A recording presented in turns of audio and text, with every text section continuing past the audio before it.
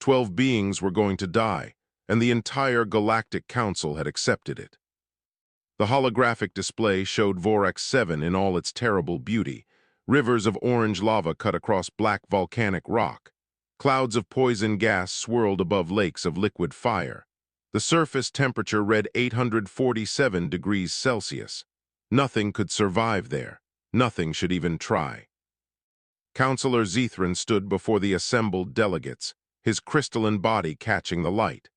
His species, the Mylorians, would melt at 300 degrees. 12 of his people were trapped on that hellish world, their emergency shelter failing hour by hour. "The rescue is impossible," Commander Sileth declared. The Thorian military leader clicked his mandibles in what passed for sadness among his insectoid kind. "No ship can land in those conditions. No suit can protect a body from that heat. We must accept reality." Zethran's crystal form dimmed with grief.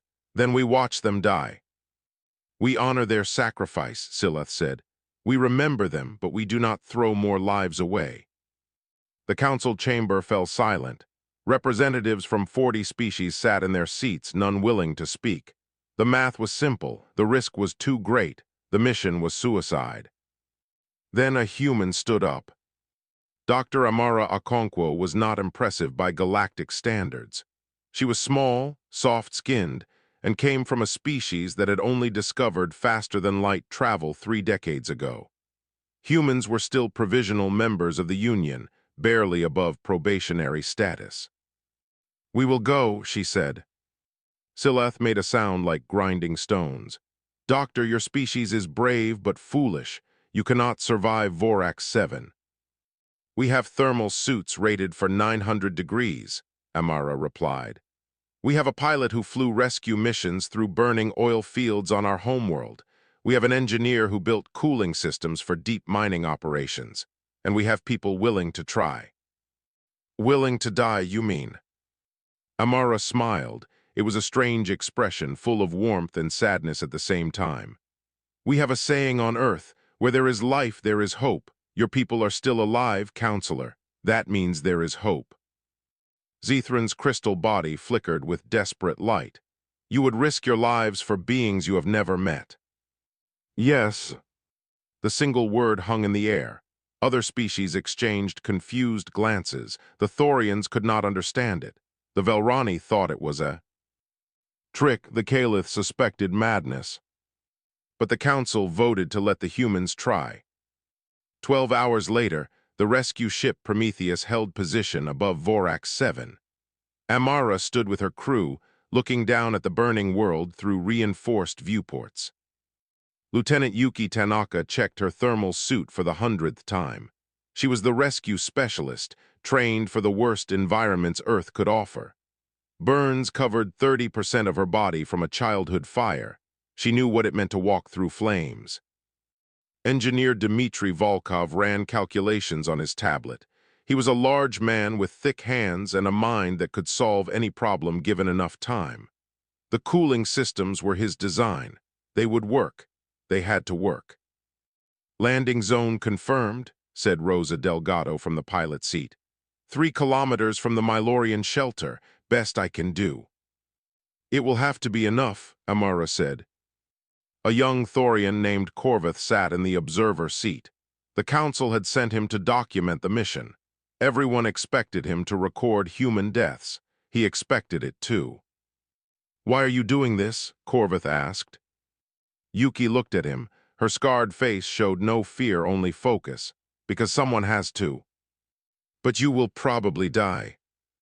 "Maybe," Yuki said. "Maybe not. Humans have survived worse." Corvith did not believe her. Nothing could be worse than Vorax 7. The Prometheus began its descent. The atmosphere hit them like a wall of fire. Toxic sulfur clouds scraped against the hull. Lightning storms of pure plasma lit up the darkness outside. 3 hull breaches in the first hour. Dmitry patched them with ceramic compounds mixed on the spot. Rosa flew through a storm that fried half their sensors. She flew by instinct when the instruments failed. When they landed, the ground itself glowed red with heat. Amara gathered her ground team. 6 humans in experimental thermal armor, 6 small figures against an entire planet of fire.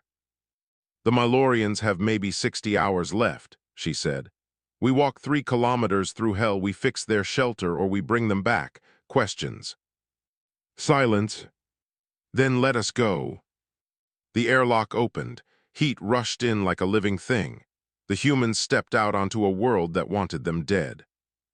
Corvith watched from the ship, broadcasting everything to the fleet above. His translator picked up a whisper from Yuki as she walked into the Inferno. Feels like home, she said.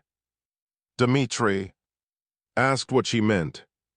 When I was 9, a wildfire destroyed my village. I carried my baby brother through the flames. We survived.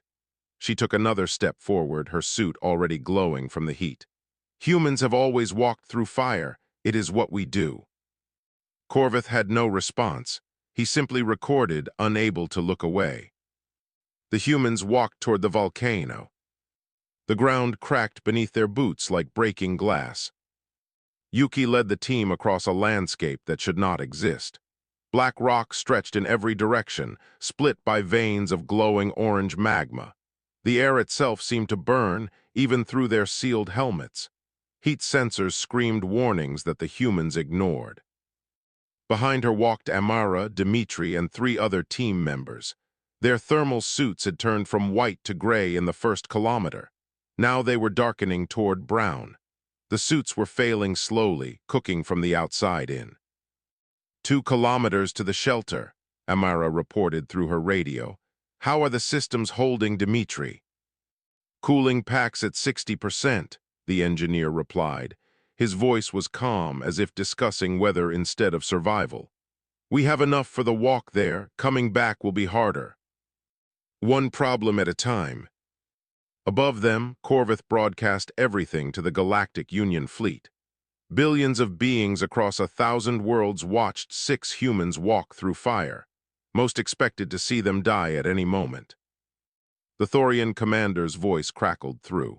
Human team, our sensors show a volcanic fissure opening ahead. Recommend you turn back. Negative, Yuki said. We see it, we can cross. The gap is 12 meters wide and growing. Then we better hurry. They reached the fissure 2 minutes later. It was exactly as the Thorians described. A crack in the planet's skin, 12 meters across, with liquid magma churning far below. The heat rising from it was strong enough to make their visors fog. Yuki studied the gap. On the other side, the path continued toward the Mylorian shelter. Behind them was 3 kilometers of volcanic wasteland and a ship that might not survive much longer on the surface. I can jump it, said Corporal Ahmed Nazari. The Iranian soldier was the strongest on the team, built for heavy work in extreme conditions. The suits are not made for jumping, Dimitri warned.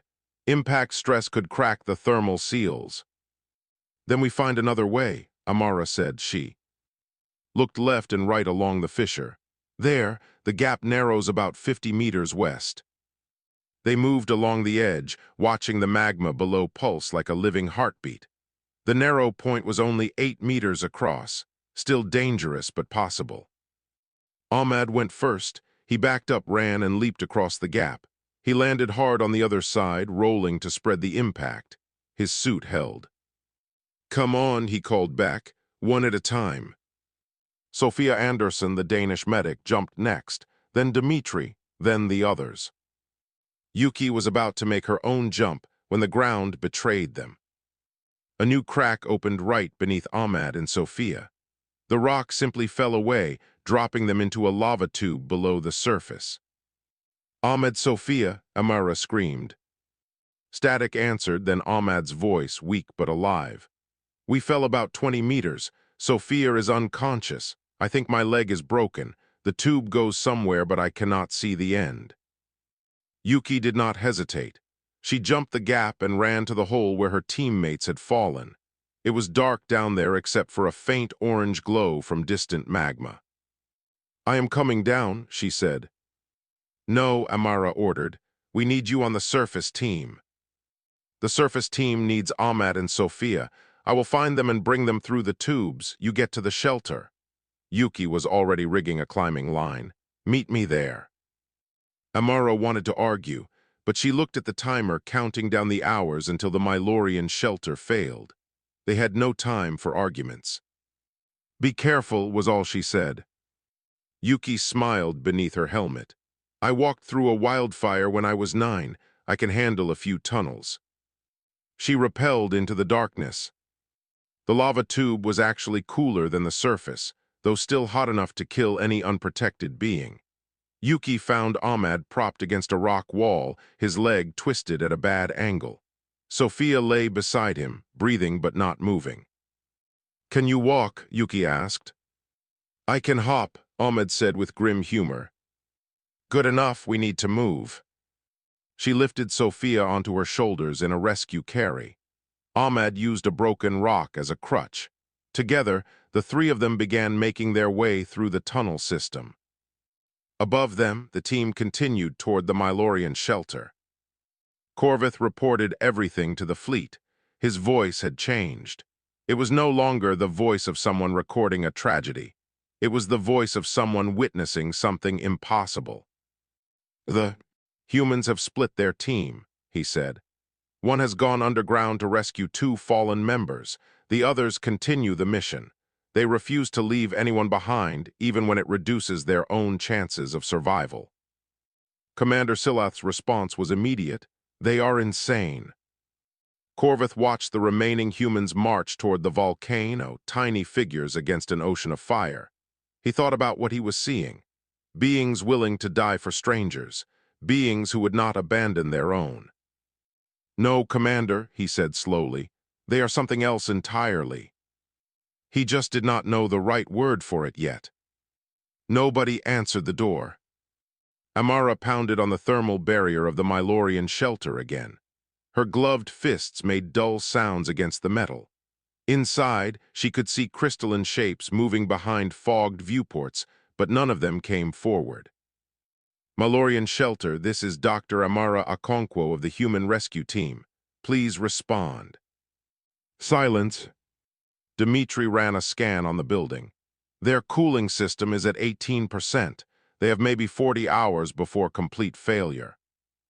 "Then why are they not opening the door?" The answer came in a weak, translated voice through the shelter's external speakers. "Go away. You cannot be real." Amara blinked. "I assure you we are very real. We walked 3 kilometers across your planet's surface to reach you." "Impossible. Nothing can survive outside. You are a heat-induced hallucination." Dimitri snorted. "A hallucination that knocks." Amara pressed her hand flat against the barrier. "Look at me. Look at my suit. I am human. My species volunteered to rescue you when everyone else said it was impossible. Now please, let us in so we can help." A long pause, then the barrier slid open. The interior of the shelter was barely cooler than the outside. 12 Mylorians huddled in the center of the single room, their crystalline bodies pressed together for comfort. They were beautiful beings, made of what looked like living glass, each one unique in color and shape. Their leader stepped forward. He was tall and deep blue, with cracks running through his form from stress and heat damage. "I am senior researcher Pelorin," he said. "I did not believe rescue was possible." "Humans specialize in the impossible," Amara replied. She was already moving toward the cooling system, Dimitri close behind. "How long has your main unit been failing?" 3 days, we made repairs, but the core is damaged beyond our ability to fix." Dimitri opened the access panel and frowned at what he saw. Melted components, fused wiring, damage that would have made most engineers give up on the spot. He rolled up his sleeves and got to work. The Mylorians watched in amazement as the human pulled tools from his pack and began taking apart their cooling system. He worked with steady hands, ignoring the heat that made sweat pour down his face inside his helmet. "Your engineer will die from exhaustion," Pelorin said. "Dimitri does not know how to stop," Amara replied. "It is both his best and worst quality." One of the younger Mylorians, a small, green-tinted being, approached Amara carefully. "Why did you come for us? We are strangers to you." Amara thought about the question. It was the same question every alien species asked, and humans never seemed able to explain it properly. Long ago, she said, my ancestors lived in caves. The world outside was full of fire, dangerous animals, and death. They survived by helping each other. When one person was hurt, others carried them. When one person was hungry, others shared food. We learned that together we could survive anything. But we are not your people. No, but you are people, that is enough. The young Mylorian's crystal body glowed faintly, with an emotion Amara could not identify. Deep below the shelter, Yuki was having her own problems. The lava tubes twisted and turned through the volcanic rock. Some passages led nowhere. Others opened into chambers filled with deadly gas. Yuki navigated by instinct, always moving toward where she thought the surface should be. Sophia had woken up but was weak and disoriented. Ahmad limped along on his broken leg, refusing to complain. They had been underground for 2 hours. Yuki, Ahmad said quietly, I smell something different. She stopped and tested the air through her suit's sensors. He was right. The chemical composition had changed. Less sulfur, more oxygen. We are getting close to the shelter's air recyclers, she realized. They must have vents that reach these tunnels. They followed the fresher air until they found a maintenance hatch. It was designed for Mylorian workers to access underground systems. Yuki forced it open and helped her teammates climb up. They emerged in a storage room connected to the main shelter. Amara nearly cried when she saw them. You made it. We always do, Yuki said. Then she collapsed against a wall, finally allowing herself to rest. Dmitri had not stopped working, 39 hours without sleep. His hands were steady, but his eyes were red and his movements were slowing. Pelorin came to stand beside him. Show me what you are doing. I am bypassing the damaged core and rerouting power through secondary systems. I do not understand human engineering. Then watch and learn. The Mylorian scientist did exactly that. For the next 6 hours, he watched Dmitri work, asking questions, learning techniques his species had never imagined. By the end, he was handing tools and making suggestions. When the cooling system hummed back to life, the Mylorians made sounds of joy that rang like bells. Temporary fix, Dmitri warned. Maybe 3 days, we need to get you off this planet. Pelorin's joy faded. How? The walk nearly killed your team. We cannot survive outside at all. Amara looked at her exhausted crew, Yuki barely conscious, Ahmed unable to walk properly, Sophia still recovering, Dmitri running on nothing but determination. We will find a way, she said. We always do. She just did not know how yet. 47 seconds, that was all they had. Yuki stared at the entrance to the magma chamber. It was the only path back to the surface that did not require climbing equipment they no longer had. A tunnel through living fire, glowing so bright it hurt to look at directly. Our suits can handle 90 seconds at peak thermal load, Dmitri explained. The chamber is about 80 meters across. You will need to run at full speed the entire way. Any slower and you cook. What if we are faster? Ahmed asked. He was leaning on a makeshift crutch, his broken leg wrapped tight. Then you might survive with minor burns instead of major ones. Yuki had already made her decision. I go first, I test the path. If I make it, I guide the others through. And if you do not make it? Sophia asked quietly. Then you find another way. Nobody argued. They had learned by now that arguing with Yuki was pointless. She approached the chamber entrance. The heat was like standing in front of an open furnace. Her suit's cooling system screamed warnings at her. She ignored them. Starting timer now, Dmitri said. Yuki ran. The world became orange and red in pain. Her boots pounded against rock so hot it glowed. Her visor fogged and she wiped it clear without breaking stride. Her cooling pack worked overtime, fighting a battle it could not win for long. 30 seconds, halfway. Her suit's outer layer was charring now. She could smell burnt material even through her filters. The heat pressed against her like a physical weight, trying to slow her down. 40 seconds, almost there. She burst out of the chamber and collapsed on the cooler rock beyond. Her suit was blackened and smoking. Warning lights flashed everywhere, but she was alive. "Made it," she gasped into her radio. 44 seconds, path is clear. Back in the chamber entrance, Ahmed prepared to go next. "I cannot run," he said, "not with this leg." "Then hop fast," Yuki replied. "I will guide you." He entered the chamber. His movements were awkward, uneven, one good leg doing the work of two. Yuki talked him through every step, telling him where to place his feet when to push harder. 50 seconds, he was falling behind. Ahmed, "Move faster." "I am trying." His suit began smoking at the edges. The heat was too much. He was not going to make it. Yuki ran back into the chamber. She grabbed Ahmed around the waist and half-carried, half-dragged him toward the exit. Her suit screamed.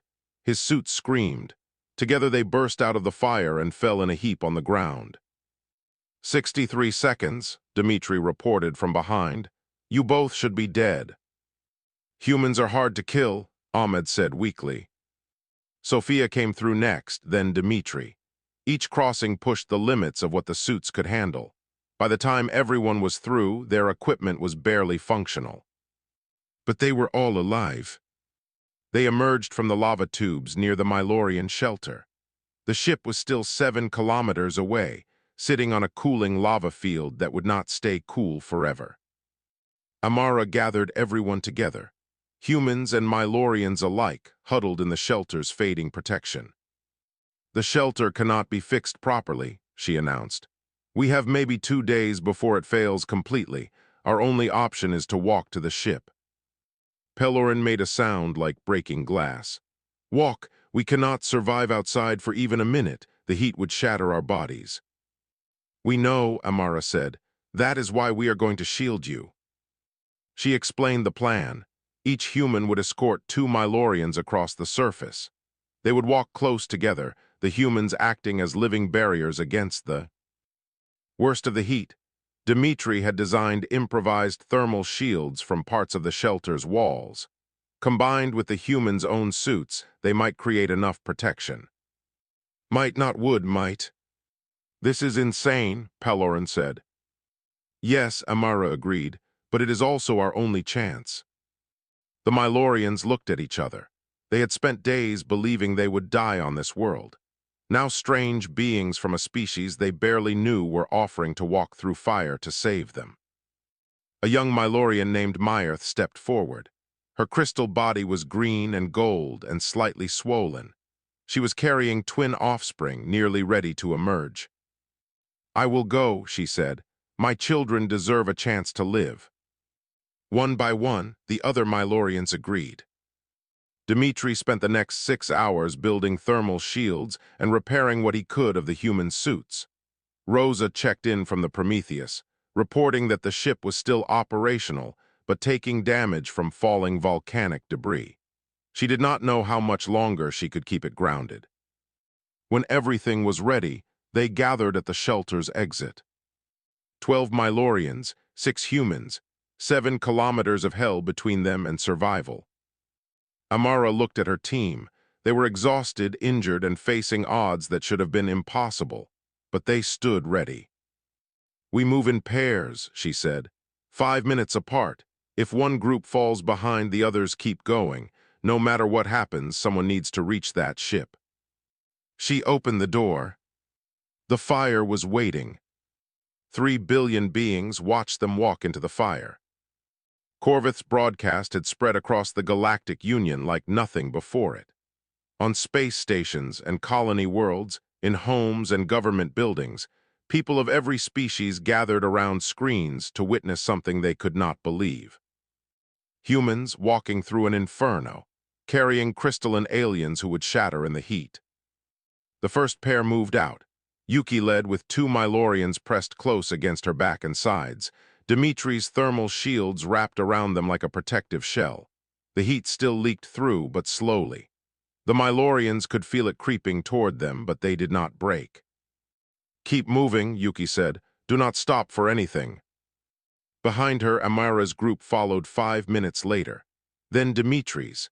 Then Ahmed's, moving slower because of his leg but refusing to fall behind.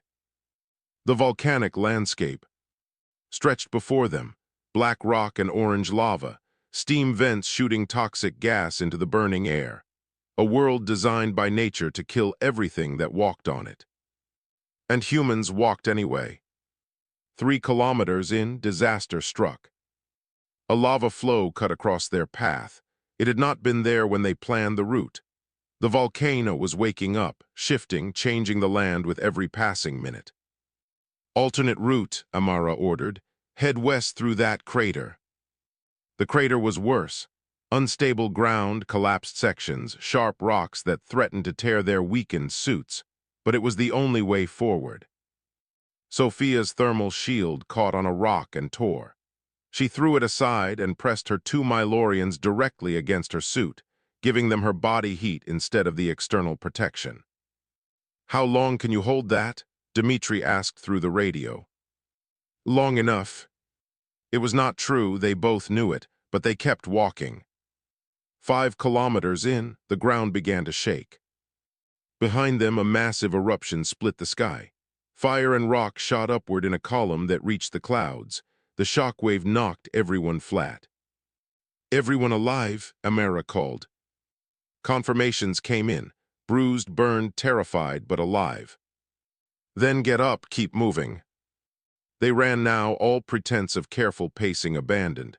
The eruption was not stopping. It was growing. The entire region behind them was becoming a lake of fresh lava. Ahmed fell. His broken leg finally gave out completely. He crashed to the ground, and the 2 Mylorians he was protecting tumbled with him. One of them was Myrth, the pregnant one. "Go," Ahmed shouted. "I will catch up." Myrth did not move. She looked at the human who had carried her for 5 kilometers through hell, now lying helpless on the burning ground. "No," she said. It was the first time a Mylorian had refused a human instruction during the entire mission. She bent down and tried to lift Ahmed. She was not strong enough, but she tried anyway. 2 other Mylorians broke from their groups and came back. Together, the 3 of them managed to get Ahmed onto his feet. He leaned on them, these fragile crystal beings who should have been too weak to help anyone. "What are you doing?" Ahmed asked. "What you taught us," Myrth said. They moved forward together, slower now but together. The Prometheus came into view at the 6-kilometer mark. It sat on a ridge that was still, holding against the volcanic chaos, but barely. Rosa had the engines running, ready to lift off at a moment's notice. "Debris incoming," she warned through the radio. "I have to move the ship." The Prometheus lifted, dodging a shower of volcanic rock, and set down again on a new position, closer to the group, buying them precious meters. 1 kilometer left, then half, then 400 meters. Yuki's suit failed completely. The outer layer cracked and peeled away. Heat rushed in against her body. She screamed but kept moving, kept running, kept shielding the Mylorians who depended on her. Sophia tackled her from behind, wrapping emergency thermal blankets around her exposed skin. They ran together, Sophia supporting Yuki, both of them moving on pure determination. 200 meters, 150. The airlock opened. Rosa was there, pulling people inside, counting heads, making sure no one was left behind. Yuki collapsed the moment she was inside. Her arms and neck were burned, skin blistering already, but she was smiling. "Everyone make it?" she asked. Amara did a count. 6 humans, 12 Mylorians, all present. "Everyone made it," she confirmed. The Prometheus lifted off. Below them, the landing site vanished under fresh lava. The entire region they had crossed was now an ocean of fire. They had made it out with minutes to spare. In the medical bay, Dimitri finally stopped moving. 48 hours without sleep. His body simply shut down. He fell asleep standing up, and 2 Mylorians caught him before he hit the floor. Corvith ended his broadcast with a single image. 6 humans surrounded by 12 grateful Mylorians, all of them battered and burned but alive. "This is what humans are," he said to the billions watching. "They walk through fire for strangers. They do not stop until everyone is saved." He paused, searching for the right words. "I called them insane before. I was wrong. I do not know what to call them now, but I think the galaxy needs more of them." The galaxy had never seen anything like them. 6 months after the rescue, the Galactic Council chamber was standing room only. Species that had never bothered attending council meetings came from distant stars just to witness this moment. The hall was filled with beings of every shape and size, all waiting to see the humans. Councillor Zethran stood at the central podium. His crystalline body was still cracked from the stress of those terrible days, but he wore those cracks proudly now. They were reminders of what had happened, of who had saved his people. "The council will come to order," he announced. "We are here to recognize the actions of the human rescue team during the Vorax 7 incident." The 6 humans entered the chamber. Amara walked at the front, her bearing calm and professional. Behind her came Dimitri, Yuki, Rosa, Ahmed, and Sophia. Yuki still wore bandages on her arms from the burns that were slowly healing. Ahmed walked with a slight limp that doctors said might be permanent. They all carried scars of one kind or another. The assembled aliens parted to let them through. Many reached out to touch them as they passed, as if confirming that these impossible beings were real. Commander Silath was the first to speak. The Thorian military leader who had called the mission suicide stepped forward and placed a claw on Amara's shoulder. "I have commanded armies across 100 worlds," he said. "I have seen courage in many forms, but I have never seen anything like what you did on Vorax 7. He reached into a pouch at his side and withdrew 6 medals made of rare metals. Each one was shaped like a flame. "These are the highest military honors my species can give. They are normally reserved for Thorians who give their lives in battle. I give them now to humans who risked their lives for people they had never met." He pinned a medal on each human's chest. The chamber erupted in sounds of appreciation. Clicking and humming and singing, every species showing their approval in their own way. When silence returned, Zethran spoke again.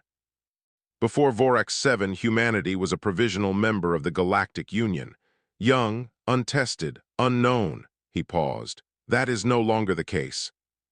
He activated a holographic display. The words hung in the air for everyone to see. "By unanimous vote of the Galactic Council, humanity is hereby elevated to full partner status within the Union. All rights, privileges, and responsibilities of full membership apply immediately." The humans looked at each other. This was unexpected. Full membership usually took centuries to achieve. Species had to prove themselves through decades of diplomacy and trade and careful political maneuvering. Humanity had earned it by walking through fire. The ceremonies continued for hours. Speeches were given, stories were told. Corvith's broadcast was replayed on massive screens, showing the moments that had changed how the galaxy saw humans. But it was the quiet moment afterward that mattered most. Amara stood on an observation deck looking out at the stars. The council station orbited a peaceful yellow sun, nothing like the hell of Vorax 7. It was beautiful and calm. Myrth found her there. The young Mylorian was different now. Her crystal body still showed green and gold, but 2 small additions rode on her back. Twin offspring, newly emerged, tiny crystalline beings no bigger than human hands. "I wanted you to meet them," Myrth said. Amara turned and smiled. "They are beautiful." "They are named Yuki and Ahmed." Amara's eyes grew wet. "You named them after the ones who taught me what courage means. They carried me through fire. They would not leave me behind even when I told them to. My children will know their names and their story. And when they ask what it means to be brave, I will tell them about the humans who walked through hell for strangers." Amara did not know what to say. She simply reached out and touched Myrth's crystal form gently. "Thank you," she finally managed. On a nearby station, construction had begun on a monument. It would orbit Vorax 7 forever, visible from the volcanic world below. The design showed a human figure walking into flames, arms outstretched, carrying something precious. The inscription was written in 17 languages. It read, "They came because we needed them. They walked through fire because that is what humans do." Months later, Amara received a message from Pelorin. The Mylorian scientists had finally translated part of the ancient archive they had been studying before the disaster. Hidden in records from a civilization that died 12 million years ago, they found a single question. "Is anyone out there who would come for us?" It was a message in a bottle, sent across time by beings who had faced extinction and hoped someone would care enough to try. Amara wrote back to Pelorin with her answer. "We would have come, we will always come." Because that was the truth the galaxy was learning about humans. They were not the strongest species. They were not the smartest or the oldest or the most advanced. But when the fire came, they walked into it. They walked in and they brought everyone out. That was what humans were, and the galaxy would never forget it.